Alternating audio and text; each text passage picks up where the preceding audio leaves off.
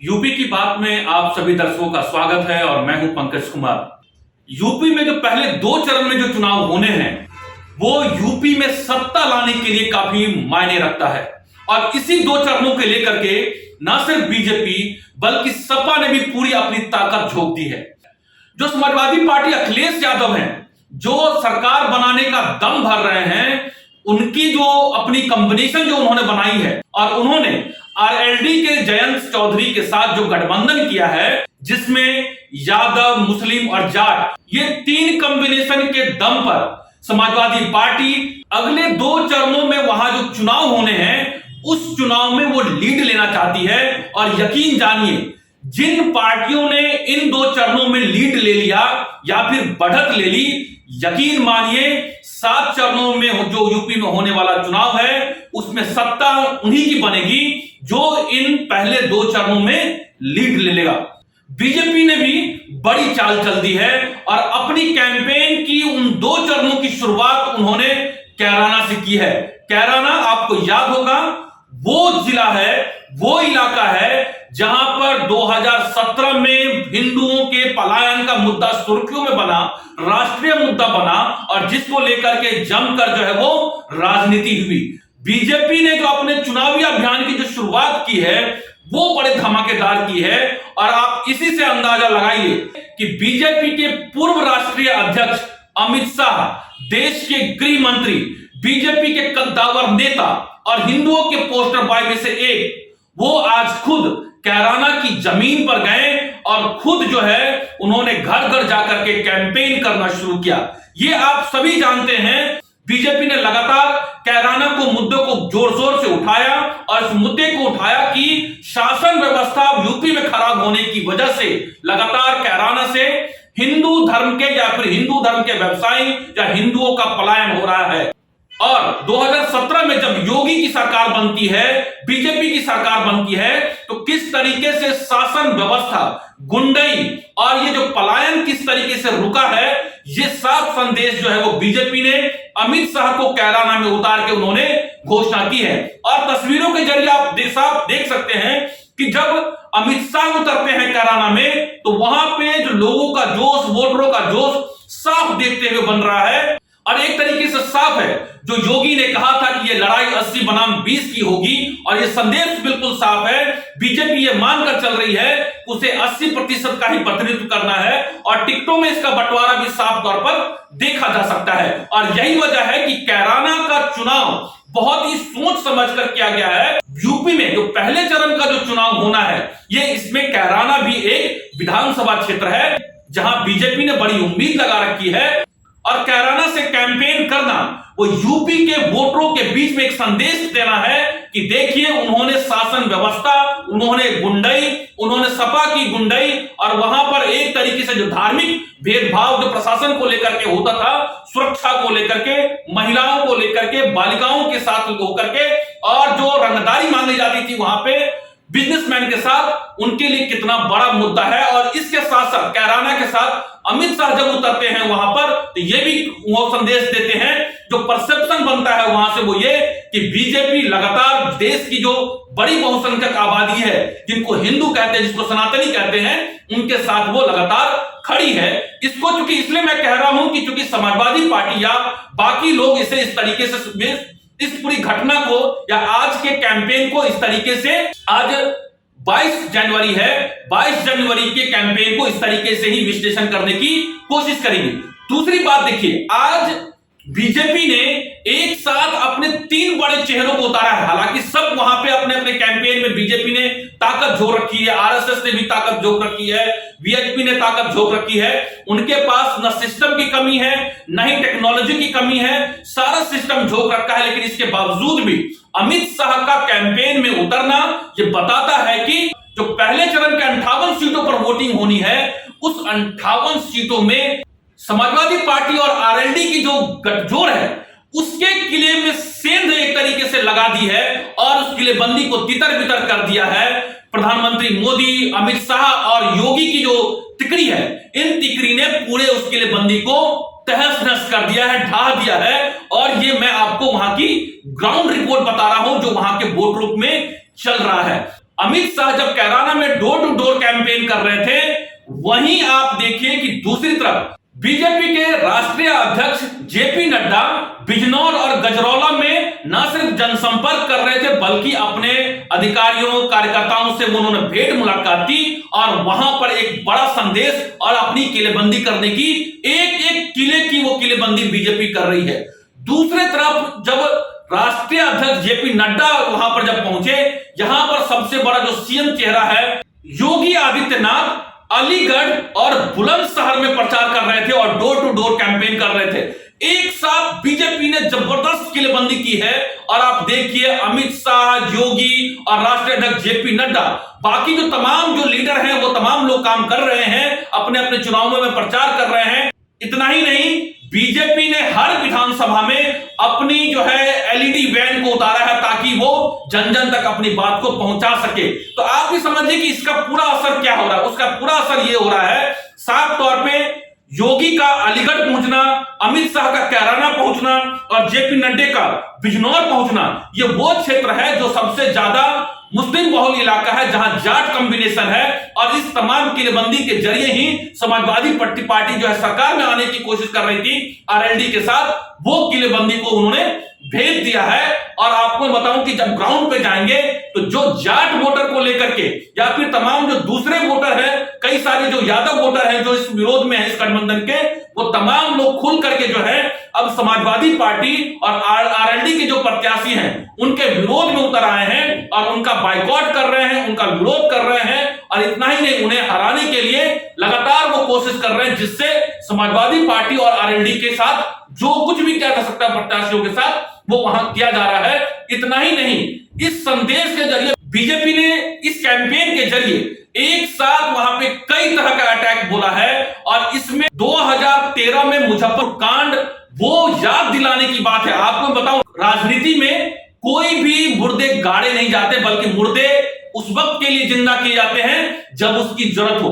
और इस पूरे कैंपेन के जरिए बीजेपी ने उस 2013 में जो जाटों के साथ समाजवादी पार्टी सरकार में जो घटना घटी थी, उस दर्द को कुरेदने को शुरू किया है। और जाट उस बात को भूले नहीं है कि किस तरीके से जब अखिलेश यादव वहां सरकार में थे, मुख्यमंत्री थे, तो किस तरीके से जाटों के साथ व्यवहार किया गया था और किस तरीके से उनके बहू बेटियों या फिर उनके बच्चों के साथ सलूक किया गया था। तो वो जाट भूले नहीं है। और यही वजह है कि वहां पे जाटों को समाजवादी पार्टी और ये आरएलडी का गठबंधन जो है वो पच नहीं रहा है। और यही वजह है कि जाट जो है और कई जो यादव जो वोटर हैं वो खुलकर विरोध में आ गए हैं। अब लोग ये कह रहे होंगे कि इसके पीछे का क्या तर्क है, आपके पीछे का बात मैं बताता हूं आपको याद होगा कि 2017 में यही समाजवादी पार्टी कांग्रेस के साथ उन्होंने गठबंधन किया था। और यही भूल इस बार 2022 में 5 साल बाद जो है अखिलेश यादव ने वही भूल की है। 2017 में जो भूल उन्होंने कांग्रेस के साथ, राहुल गांधी के साथ गठबंधन करके किया था। 2017 में आपको याद होगा कि एक नारा दिया गया था कि यूपी में इन दो लड़कों का साथ पसंद है। और इतना ही नहीं, 2017 का जो विधानसभा चुनाव कैंपेन लड़ा गया था, वो प्रशांत किशोर, जिसे सबसे बड़ा जिताऊ चेहरा माना जाता है, सबसे बड़ा राजनीतिक विशेषज्ञ माना जाता है, कि जिसके वो साथ होते हैं वो जीत जाते हैं, जहां पे प्रशांत किशोर भी धाराशायी हो गए थे। और उस कैंपेन में यही हुआ था कि समाजवादी पार्टी ने, अखिलेश यादव ने यही गलती की थी कि जो गलती इस बार आरएलडी के साथ गठबंधन करके उन्होंने पश्चिमी यूपी में की है, जहां 58 सीटों पर पहले चरण में चुनाव होना है। आपको याद होगा कि 2017 में पूरे यूपी में कांग्रेस का क्या हाल था, ये किसी से छिपा हुआ नहीं है। और आज भी कांग्रेस की जमीनी स्थिति क्या है, ये किसी से छिपी हुई नहीं है। और लोगों की किस तरीके का समर्थन कांग्रेस के साथ है। लेकिन समाजवादी पार्टी ने उन गठबंधनों को ही नहीं, बल्कि आपको याद होगा समाजवादी पार्टी ने बीएसपी के साथ भी गठबंधन किया था। अगर दलित और पिछड़े और मुसलमानों का गठबंधन बना दिया जाए तो ये करीब 50-60% फीसदी का जो है वोट के हिसाब से गठबंधन होता है। लेकिन वहां भी समाजवादी पार्टी मात खा गई थी, जो इस बार 2022 में भी वही मात खा रही है समाजवादी पार्टी। ये बात मैं क्यों कह रहा हूं, मोदी, योगी, अमित शाह के जो है इस टिकरी में जो है वो समाजवादी पार्टी के किलेबंदी को ध्वस्त कर दिया है। इसकी वजह यह है कि आरएलडी का ग्राफ लगातार गिरा है, जमीन पर उनकी वजूद जो अपनी एक कार्यकर्ताओं का जो उनका साथ होता है वो लगातार घटा है, ग्राफ घटा है। आपको मैं एक आंकड़ा देता हूं कि जो आरएलडी है, जो जयंत चौधरी अभी उनके चेहरे हैं, जयंत चौधरी या आरएलडी का सबसे बेहतर प्रदर्शन विधानसभा में उस वक्त रहा है जब बीजेपी के साथ उनका गठबंधन रहा है। और जो मेरे पास जानकारी है, उनका जो गठबंधन जो रहा है, सबसे ज्यादा सीटें आई थी जिसमें बीजेपी के साथ गठबंधन रहा था और 14 सीटें हुई थी। लेकिन जब 2017 में जब चुनाव होता है तो 2017 में मात्र वो 2 सीट जीत पाते हैं, आरएलडी मात्र 2 सीट जीत पाती है। और आपको बताऊं कि 2019 में जब लोकसभा चुनाव होते हैं, जब आपको बीजेपी से अलग अलायंस होकर के जब आरएलडी लड़ती है, तो आपको बताऊं कि जो जयंत चौधरी के साथ अभी समाजवादी पार्टी का गठबंधन हुआ है, अखिलेश यादव के साथ जो गठबंधन हुआ है, जयंत चौधरी खुद अपनी लोकसभा सीट नहीं जीत पाए थे। इतना ही नहीं, जयंत चौधरी के जो पिता थे चौधरी अजीत सिंह भी, वो भी अपनी सीट नहीं बचा पाए थे। बाप बेटे दोनों हार गए थे। 2019 के लोकसभा चुनाव में इस तरह का जो है कैंपेन, इस तरह का मैंडेट मिला था, तो आप अंदाजा लगा सकते हैं कि आरएलडी का किस तरह का जनाधार पश्चिमी यूपी में, या जाटों का समर्थन किस तरीके से, जाटों का कितना समर्थन जो है वो आरएलडी के साथ है, और वो कितना जो है वो समाजवादी पार्टी के फॉर्म में वो ट्रांसफॉर्म हो पाएगा, ये बहुत सोचने की बात है। ये सहज अंदाजा आप लगा सकते हैं। जयंत चौधरी को भी जो आरएलडी है वो उनको एक तरीके से विरासत में मिली है। उनके पिताजी सांसद रहे, उन्होंने अपनी एक छाप छोड़ी। और जयंत चौधरी के जो दादा थे, जो प्रधानमंत्री थे हमारे देश के, वो एक बड़े किसान नेता के तौर पर थे चौधरी साहब। उनकी भी अपनी एक राजनीतिक वजूद रही है और जाटों के बड़े नेता रहे हैं, किसानों के बड़े नेता रहे हैं। वही बात है कि जयंत चौधरी को ये जो आरएलडी की जो राजनीति है वो उनको विरासत में मिली है। अब आपको मैं एक तर्क और आपको देता हूं, कुछ आंकड़े देता हूं, और उस आंकड़े को देख करके आप यकीन जान लीजिएगा कि मैं इस बात को क्यों कह रहा हूं कि समाजवादी पार्टी ने जो गठबंधन किया है, या फिर पश्चिमी यूपी में जो पहले चरण में चुनाव होना है और अगला जो पहले चरण का और दूसरे चरण का जो चुनाव होना है, वो यूपी की सत्ता में आने के लिए हर पार्टी के लिए सबसे ज्यादा जरूरी है। जो पहले 2 चरण में लीड लेगा, सरकार उसी की बननी तय है, ये बात मैं कह रहा हूं। वहीं आरएलडी के साथ गठबंधन होने के बाद समाजवादी पार्टी ने जिन जिन कैंडिडेट को टिकट दिया है उसकी मैं जानकारी बताता हूं। जहां पर आरएलडी के समर्थक और आरएलडी के नेता वो विरोध कर रहे हैं, और किसी हद तक वो समाजवादी, इतना ही नहीं, समाजवादी पार्टी को के कैंडिडेट को हराने के लिए वो लगातार जो है वो कैंपेन भी कर रहे हैं और उम्मीदवार खड़े भी हो सकते हैं। आपको मैं बताता हूं कि मेरठ, मथुरा एसपी के उम्मीदवार हैं। मेरठ से गुलाम मोहम्मद है, जहां पर आरएलडी के समर्थकों ने विरोध करना शुरू कर दिया है। सरधाना से अतुल प्रधान है, एसपी ने उनको टिकट दिया है। हस्तिनापुर से योगेश वर्मा है, बागपत है, कैराना है। इन तमाम जगहों से एसपी और आरएलडी के प्रत्याशी हैं। खास तौर पर जहां जहां एसपी के प्रत्याशी हैं, वहां पर आरएलडी के जो लोग हैं, आरएलडी के जो वोटर हैं, वो उनके साथ नहीं है, या फिर वो लगातार अपने ही समाजवादी पार्टी के विरोध में है, और बीजेपी के लिए रास्ता आसान हो रहा है। और बीजेपी यही चाहती थी कि वो लगातार उस कैंपेन का हिस्सा रहा है, और कैराना से कैंपेन की शुरुआत करना इस बात का साफ संदेश है कि बीजेपी ने शासन व्यवस्था के साथ साथ, और वो हिंदुओं की सुरक्षा, हिंदू हित की बात जो करते रहे हैं, योगी आदित्यनाथ ने 80 बनाम 20 की जो बात की है, वो साफ साफ उन्होंने अपने कैंपेन की शुरुआत करने के साथ उन्होंने ये शुरू कर दी है। तो प्रधानमंत्री मोदी, योगी, अमित शाह की ये त्रिमूर्ति ने जो है कैंपेन की शुरुआत के साथ ही समाजवादी पार्टी की किलेबंदी को ध्वस्त कर दिया है। और जो मुस्लिम, जाट और यादव जो कॉम्बिनेशन का कॉकटेल वो बना रहे थे, कॉकटेल का जो असर है वो बेअसर होता जमीन पर दिख रहा है। और ये बात मैं आपको कह रहा हूं, और ये मीडिया रिपोर्ट्स वहां पर आ रही है। इसके साथ 2017 में जो समाजवादी पार्टी ने गलती की थी कांग्रेस के साथ गठबंधन करके, वही गलती आरएलडी के साथ समाजवादी पार्टी ने, अखिलेश यादव ने गठबंधन करके की है। वही कमजोर कड़ी उन्होंने पकड़ी है, जिससे सबसे ज्यादा नुकसान अगर किसी को होगा तो वो समाजवादी पार्टी को होगा। बनिस्बत समाजवादी पार्टी अगर अकेले चुनाव पश्चिमी यूपी में लड़ती तो ज्यादा फायदेमंद समाजवादी पार्टी के लिए होता, ज्यादा फायदेमंद जो है वो अखिलेश यादव के लिए होता।